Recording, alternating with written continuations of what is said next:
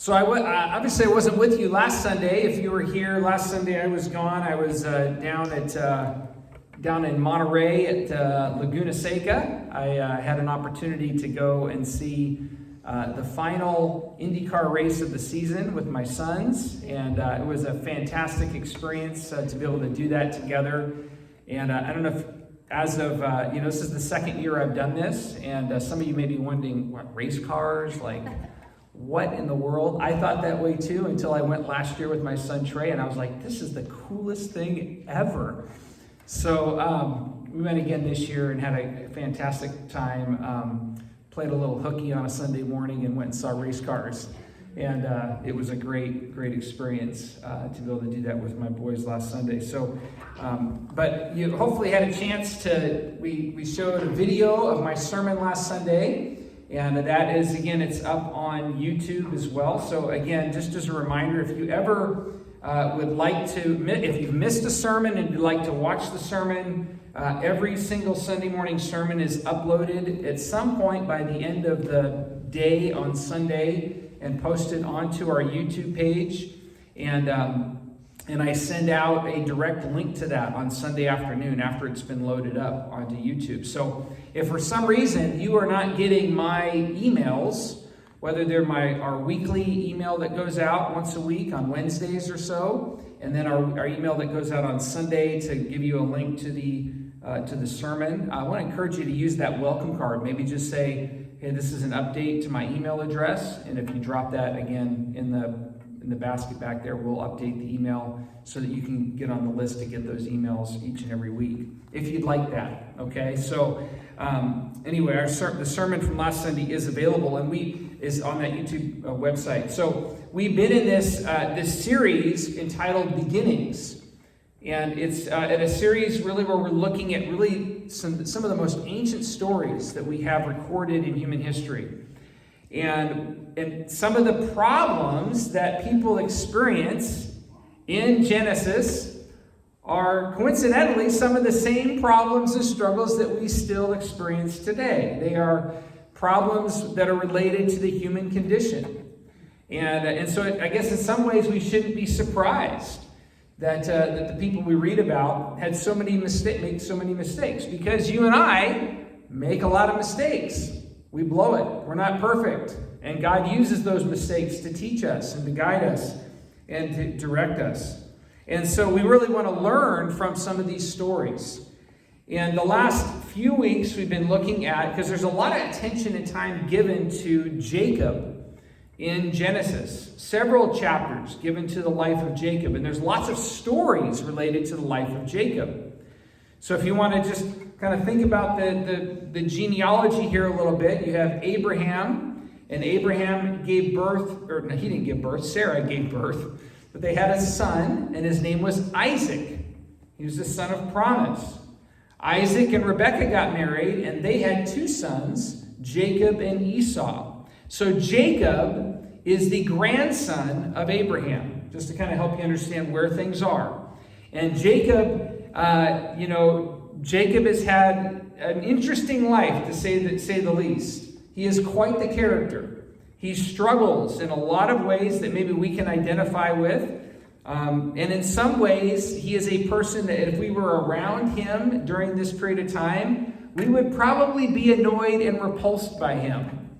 Because he was one of those selfish individuals who was just always focused on his own wants and his own needs. It was manipulative. And, people that tend to be selfish and manipulative don't have a whole lot of friends. People don't like to spend a whole lot of time around them. And that's what we see happening in the kind of person that Jacob was. And so last week we were in this sermon by looking at a variety of different life lessons that we can learn from Jacob, because we looked at several stories. And last week we looked at 3 different life lessons. We looked at, the first one was to break free from egomania. And that was related to his story of watering the sheep and kind of doing what he wanted to do, irregardless of what the shepherd said was appropriate to do. He just decided on his own, well, I'm going to do things the way I want to. So we talked about the importance of learning to break free from our own egos, living a life of sacrifice and servanthood. We also looked at the life lesson of what we reap is what we sow. So we should be sowing the right things. Jacob was a manipulator. He was somebody who was always looking to get his own needs met first. And so he would do lots of things to manipulate situations and to steal certain things. And wouldn't you know, if you reap that kind of life, you're going to sow that kind of life. And so, or if you sow that kind of life, you're going to reap that kind of life. You're going to experience that happening. And so we see in Laban, being deceptive towards Jacob, and Jacob getting a taste of his own medicine. We also looked at a third life lesson, which is searching for significance in the wrong things not only wrecks our lives, but leads to dysfunction and pain for those around us. And so we looked at the situation related to Jacob's children and how Jacob's wives were in this situation where they were trying to find their significance in their kids and trying to outdo each other. And it led to a whole bunch of dysfunction and problems within the family unit and the family situation. And so Jacob's modeling of his level of dysfunction had a negative impact on the lives of those around him. And mostly because he was not finding the significance of his life rooted in his relationship with God. He was focused on finding significance in all kinds of external things. And so we talked about the importance, and I'm sharing this with you because I think it's good foundation for what we're going to look at this morning. We talked about the importance that as people, what determines us living significant lives is not necessarily based on all the things that we do in life, the name that we make for ourselves, how much money we have, what our possessions are, how important we've been to our business or our job or our neighbor or whatever it may be. But our significance is found in remaining surrendered to Jesus. We talked about our significance is found in not just remaining surrendered to Jesus, but listening to the Holy Spirit. And loving as Jesus loved, and learning to walk in faith. We talked about significant lives are lives that are characterized by those things: surrender, listening, loving, and walking by faith. And we talked about the fact that our lives are, this is a significant phrase, I even looked at it again this morning because it was an encouragement to me, but our lives are more about who we are becoming than the things that we've done or accomplished. Our lives are more about who we are becoming as God's people than all the things that we have done or accomplished. So you look at your own life and you look at, wow, I've done this, I've done that, I've got this house, or I've had this job, or this is what my retirement account says, whatever it is. All the things we place significance in our world to gain us some sense of like comfort or stability. And all of that is nothing compared to what God's value is for our lives. And that value is determined by the people that we are becoming. Not the things that we've done or the things we will do, but what kind of person am I becoming in the midst of this life that I am living? And so we talked about that. This is the journey, I think, that Jacob is on in this journey to significance.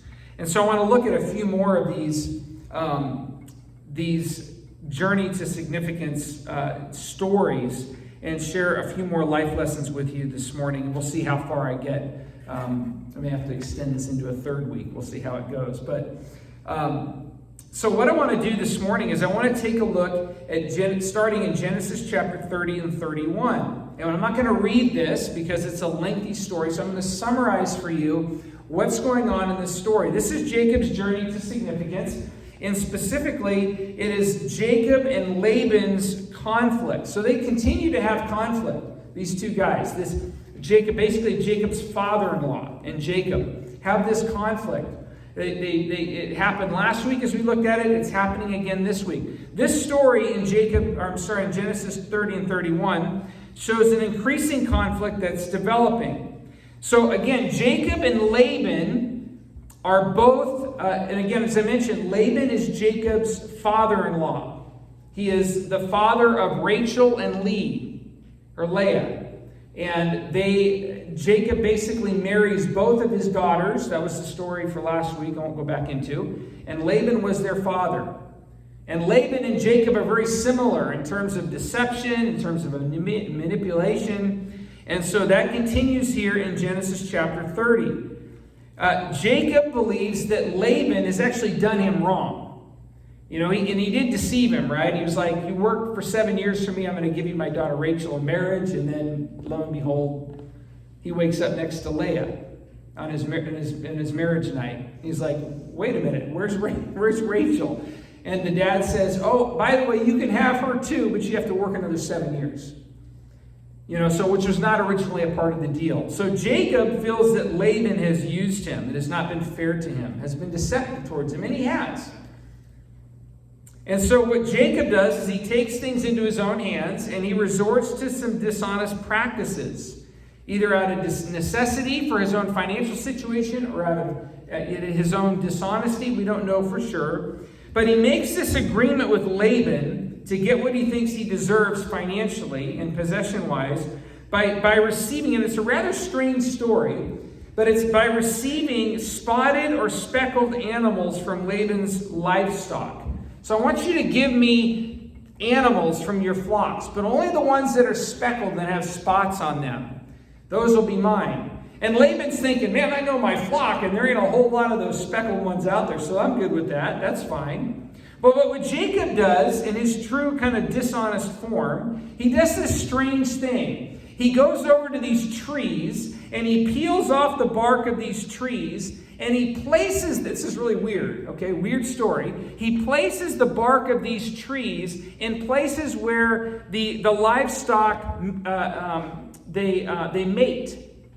And some reason the resin from the tree and the mating of the livestock produces these offspring that have speckled and spots and speckles on them. So I don't know how he knew this, how to do this, but whatever. It's an interesting story.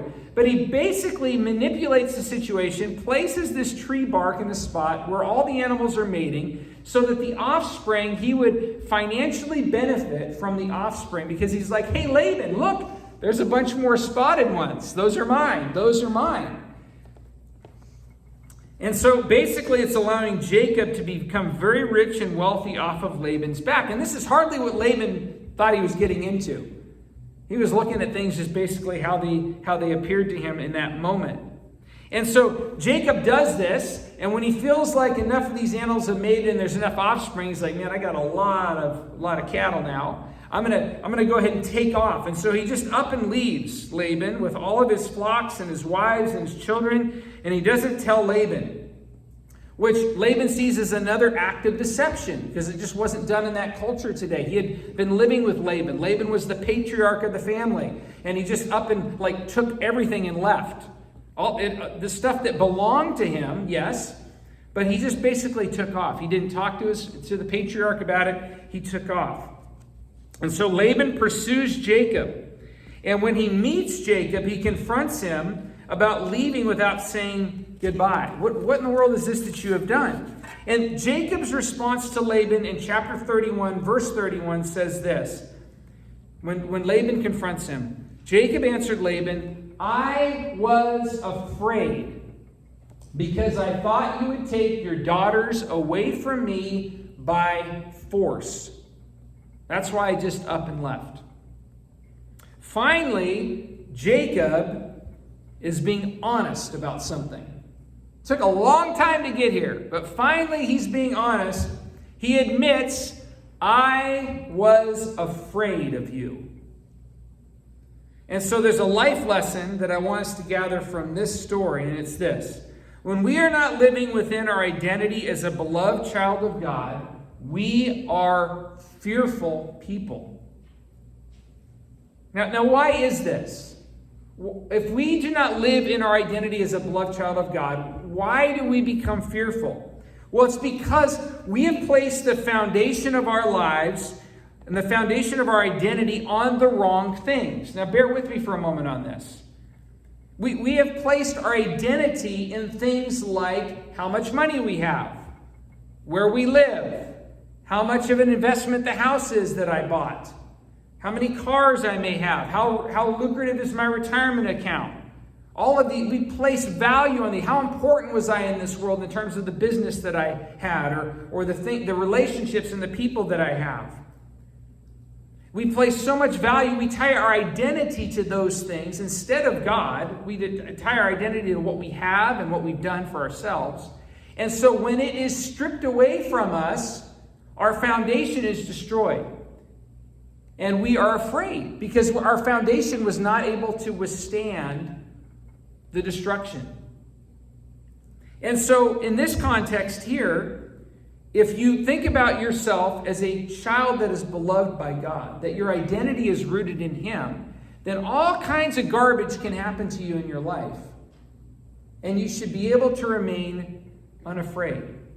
Now, it doesn't mean that we occasionally deal with fear and we struggle, but you see the difference there is that my identity is not rooted to all that stuff anyway. It's not rooted to what I have. It's not rooted to what other people say about me. It's not rooted in how important I am, or popular, or how much money I've made, or all these things. All that can go away, and I can still be at peace and content because I'm a beloved child of God. Right? But in Jacob's situation, he was afraid because his identity wasn't in God. It was in all the garbage he had, all the possessions that he had. And so when it was threatened to be taken away from, and not to say his wives were not garbage. I don't mean to communicate that, because he was really afraid that his wives would be taken away by force.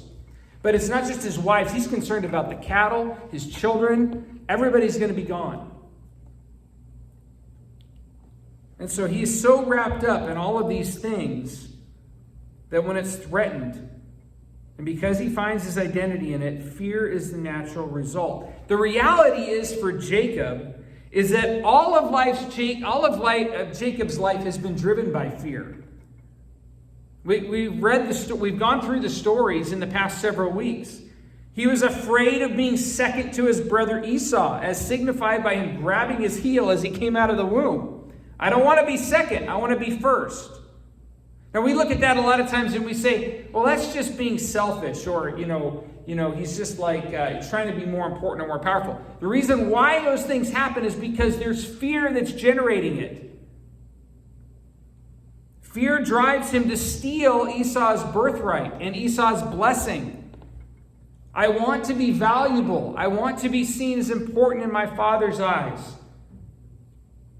Much of the conflict and problems in our lives and in the world at large are due to fear. Fear of losing control, fear of losing position, comfort, etc. We mask it. A lot of times we will say and not admit it, I'm not afraid. We put on this veneer or this sense, but the reality is deep down, our actions and our motivations are driven by fear, even though we may not want to admit it. We are afraid of losing face. We are afraid of being seen. I just think of this in the public sphere. So much bad stuff happens in our world today, whether it's in business or politics or in neighborhoods or any branch of government, anything you want to talk about. All these bad things happen because people are trying to mask their fear. They are trying to keep their identity intact. They are trying to stay in control. It is all driven by fear, afraid of losing what I have, and I will fight at all costs to keep it. Most often, those are the most difficult to get along with in the world. Those who portray an image of strength and power and togetherness, who hurt others through their words and actions, and are self-centered people, are very, very fearful people. Although they would swear up and down. I think of business leaders and politicians and people that give this, I'm a man, so I'm thinking in terms of men that give this image of bravado, and it's like, I'm this powerful, important politician or business owner or whoever, and it's like nothing can get by me. There's this steel veneer. But deep down, those men are broken individuals who are driven by fear, even though they would never admit it. Because their foundation of identity is rooted in all kinds of fleeting stuff that will never last and was never intended to bring them value or meaning. And that's what we see happening in the life of Jacob and in Laban, driven by these things. Look at what God has to say about fear, though. Isaiah 41:10. So do not fear, for I am with you. Do not be dismayed, for I am your God. I will strengthen you and help you. I will uphold you with my righteous right hand. Isaiah 43, verses 1 through 3.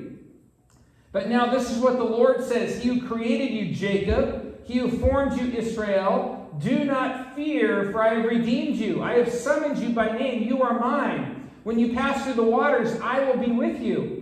When you pass through the rivers, they will not sweep over you. When you walk through the fire, you will not be burned. The flames will not set you ablaze. For I am the Lord your God, the Holy One of Israel, your Savior. These are a couple of great verses. Write them down in your notes there. Isaiah 41:10, Isaiah 43, verses 1 through 3. Spectacular verses on fear. And I don't know if you picked up on it or not, but in these verses, the immensity of the amount of I statements in these verses by God. I am, I am, I am, I am. You will not have these things happen to you because I am. Not only do we trust in God when we're afraid of something, because we know that He's in control, these are great verses, right, for that. When we're fearful, God says, I'm in control, trust me. We all experience fear, struggle. But these verses teach us that life is not ultimately about you or me. Life is about God. It's not about you and me. It's about Him. He wants to remind us in our fear, I am, not you are. I am.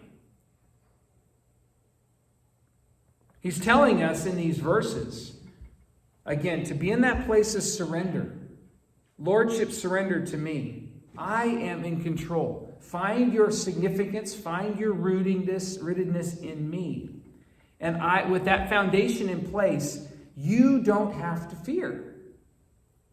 You don't have to worry about the things that are going to happen. Now, we have to continually remind ourselves of this, right? Because we still do fear. We get afraid.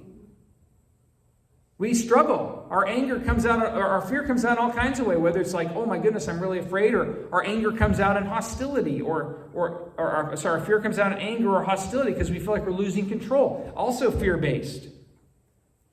God says, it's about me. Don't be afraid. Don't live a life generated based on fear. But back to this story.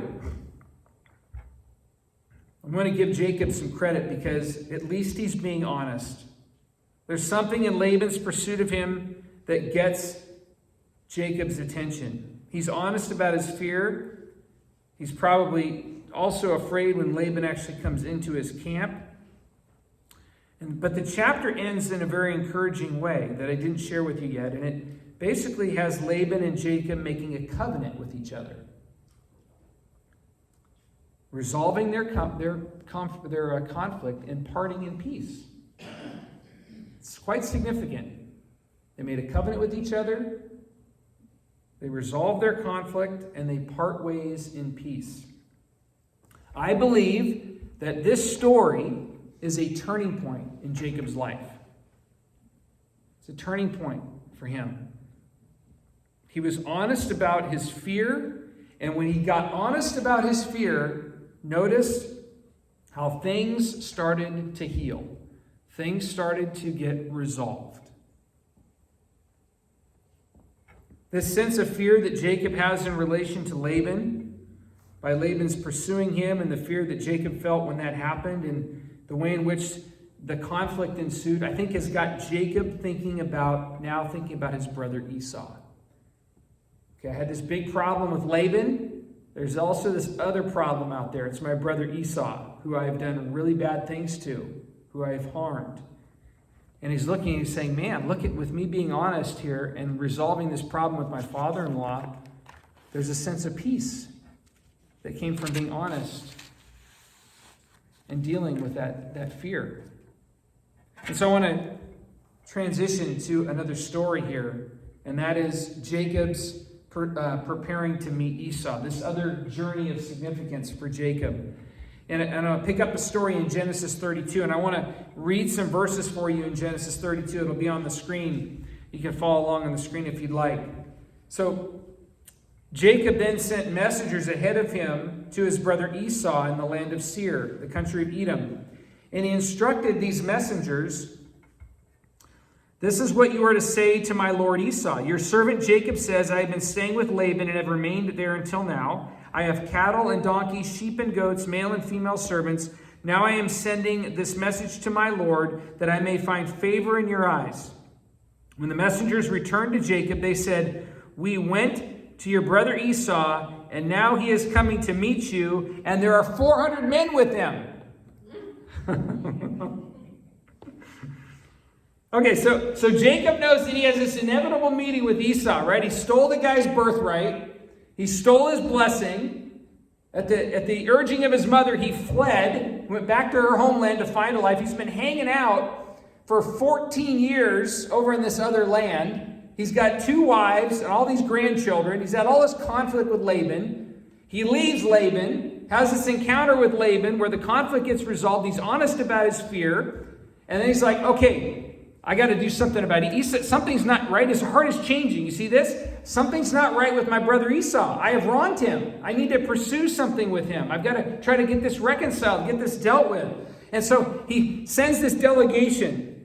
And he finds out after he sends the message, hey, by the way, Jacob, yeah, there's like 400 guys like on horses that are riding full speed going this direction. What would you be thinking? Yeah, there's that fear, right? Look at these next verses. In great fear and distress, Jacob divided the people who were with him into 2 groups, and the flocks and herds and camels as well. And he thought, if Esau comes and attacks one group, the group that is left may escape. Well, at least I don't want to get all 100% of people destroyed, maybe 50 of them, half of them, but the rest will live. And then Jacob prays, "O God of my father Abraham, God of my father Isaac, Lord, you who said to me, go back to your country and your relatives, and I will make you prosper. I am unworthy of all the kindness and faithfulness you have shown your servant. I had only my staff when I crossed this Jordan, but now I have become 2 camps of people. Save me, I pray, from the hand of my brother Esau, for I am afraid he will come and attack me, and also the mothers with their children. But you have said, I will surely make you prosper, and will make your descendants like the sand of the sea, which cannot be counted." Jacob, in fear of being attacked and being destroyed by his brother, makes provisions to make sure he doesn't lose everything. And he petitions God. Look again at this. These are just incredible prayers. But this is not Jacob. This is not Jacob's MO. His heart is changing. Look at his prayer to God. I am unworthy of all the kindness and faithfulness you have shown me. I had only my staff when I crossed this Jordan the first time. But now I have become 2 camps. Notice the change in attitude. Jacob, egotistical, self-centered, manipulative, jerk. That's who he was as a person. That's his defining characteristics for him. But notice now the change in attitude. I am unworthy. He ascribes kindness and faithfulness to God.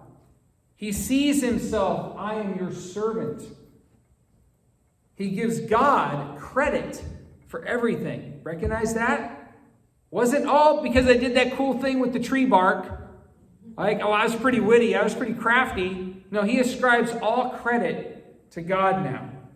Then look at this other prayer. Save me, he's praying to God. I pray from the hand of my brother Esau, for here it is again, I am afraid he will come and attack me. And basically attack my wives and our children. Jacob is afraid. And this fear of his brother Esau, of Esau is greater than his fear was for his father-in-law Laban. Jacob is at the end of his rope. He's unsure of what's going to happen when Esau arrives, but he's sure that if Esau attacks with his 400 men, they will be destroyed. They can't withstand that. And so Jacob, at the end of his rope, is now ready to surrender to God and trust him for help. He has become broken, and he is humble. We see the transformation in Jacob in these verses. It's a beautiful picture. And then Jacob, after he finds out that Esau's coming at him with all this army, he sends another delegation of servants to Esau with multiple waves of gifts to appease his anger, to pacify his anger. We'll talk about what happens as a result of that in a moment. But this fifth life lesson for us this morning, I think this is significant, friends, this morning for us. That God can redeem. You could also put the word use there as well. God can use or redeem our fear by leading us to brokenness and surrender. God always uses stuff that is not his will, not his way, not the path of life that he has created for us. Remember the great verses that Paul tells us in Romans 8:28? That God works for the good of those who are called. He works in all circumstances and situations in our lives. He will use the good things in our lives. He will use the garbage in our lives. He will use our successes and our failures to continue to do the work of transformation. This is what a good God does. And in this situation with Jacob, God uses his fear to lead him to a place of brokenness and surrender, which is where he was always intended to live before God. It just took him a long time to get there. This is true for us as individuals. Sometimes the greatest gifts and blessings in our lives are when we are confronted with our own inability to fix our problems. When we look at our situation, we come to the end of our ropes and we say, you know what? Only God can fix this. That relationship is too destroyed. Only God can fix it. My financial situation is too decimated. Only God can fix it. My health situation, the doctors have nothing else to say about it. Only God can do something about it. Whatever it is, you fill in whatever impossible situation is out there. When we come to those places at the end of our rope, we look at them as curses, but they are gifts and they are blessings because they lead us to brokenness and surrender and complete submission to God. Watch and see what I will do. The battle belongs to me, not to you.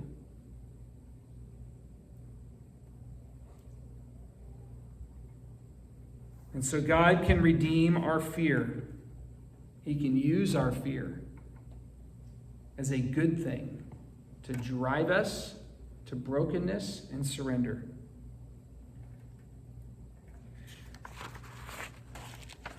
Oh, good. I'm almost done here, so I think I will finish this. Take me just 5 more minutes. Jacob's journey to significance, Jacob's encounter with God.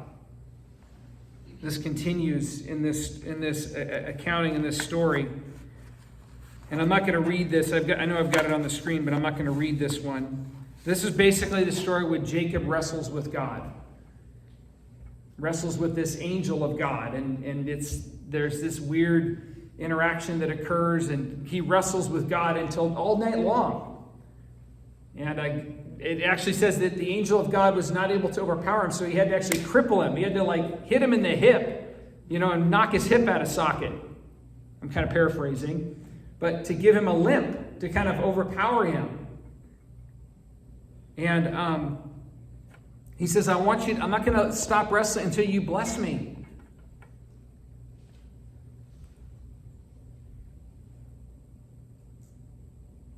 And what God does with Jacob in this story is that he inflicts him with pain, and he gives him this limp, and he gives him a new name, and he blesses him.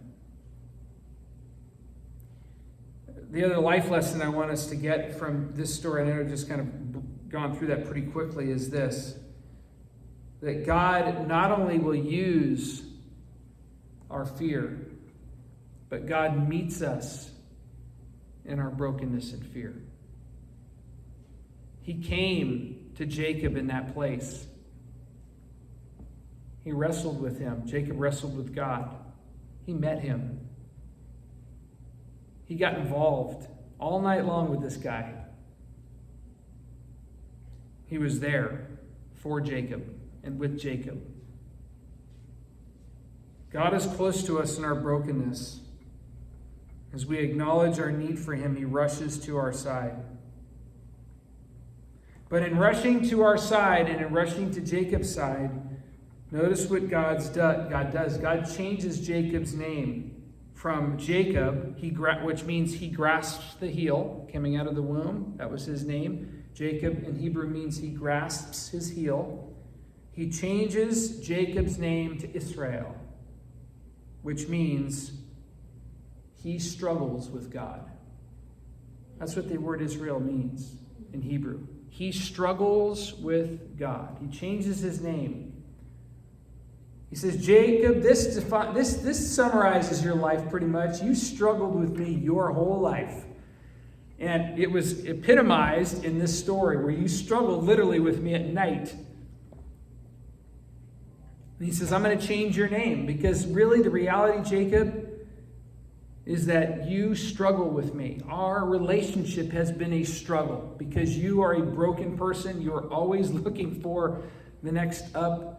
You're always fighting with me for control of your life. You struggle with me consistently. And so God does this great thing, and he inflicts pain on Jacob. Now, you may look at that and say, well, that's kind of mean. Why would a good God inflict pain on any of us? Well, again, God inflicts pain in this context when it has a greater purpose.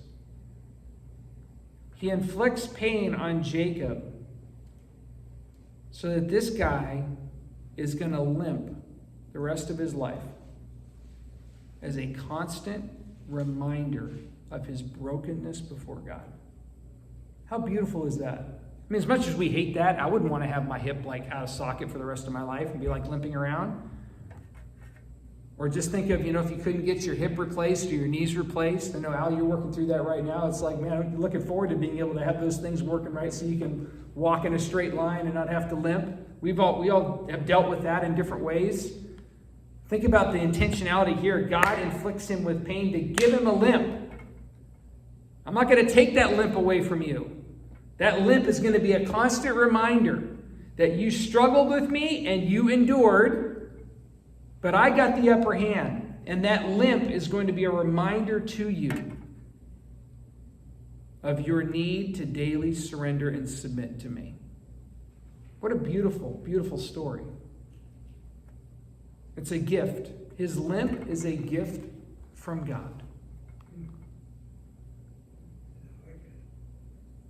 And so the life lesson number 7 this morning is that God gifts us with pain and a new name. God has given us new names, and he's also given us pain, either inflicted, in this case, inflicted by God on him, or allowing it into our lives. But the pain is ultimately a gift leading to daily surrender and living in dependency on God as our healer, our helper, and Lord. I know this is kind of a tough message. None of us willingly want to experience pain, but God uses pain. Do you remember what I said at the very beginning? God is more concerned about who you are becoming than what you have done or will do. If God is more concerned about the person you're becoming, then God will utilize a whole host of things in our lives in the process of transformation as he's recreating us into the people that he has intended for us to be. And friends, there are some things in life that are only experienced in their beauty as they go through the metamorphosis and the change and the challenge of pain. We hate it. I've gone through pain in my life. I'm sure you have as well. Don't want to go back there and do that again. But when I look back, I'm able to see how God has redeemed that pain, that God has used that pain to bring me to places of deeper sacrifice or surrender or trust in him. And for that, if God is more concerned about the person Darren is becoming, then I can see the purpose. And I can see, in a weird way, the gift of that pain and the blessing of that pain. And God knows that we can't fully get that and grasp it entirely. He's gracious to us. He still meets us in that place of pain. He weeps with us when we weep. But he says the story is not written completely. It's not over. The book is still being written. And in conclusion, those pains, those struggles will be outweighed by the inheritance that we receive. Not just when we die and go to heaven, but living in that daily abiding relationship with God in each and every day, where we recognize and can see the work of the Spirit transforming us to recreate us into the people He wants us to be.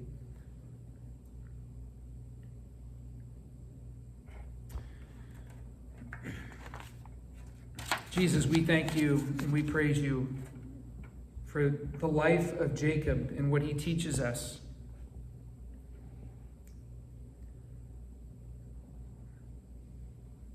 And I know that for myself, and I'm sure for others here, there are pieces of Jacob's story that we can probably identify with, places where we have been desirous of calling the shots in our lives. Obviously, all of us can relate to our propensity towards being self-centered, thinking about our own needs first. Thank you for the example of Jacob's life, particularly the ways in which he blew it. That can be an encouragement for us. Help us see a picture of how you have created us to live. We don't always understand why things happen the way they do in this world and why we struggle with pain and difficulty. But we thank you that you are with us in those places of pain, that you weep with us, that you reside with us in our filth and in our brokenness, and that you redeem us in and through those things, that you use them to bring about the things you are forming in us and creating us to be the people you've always created us to be, or always desired for us to be. In Jesus' name, amen.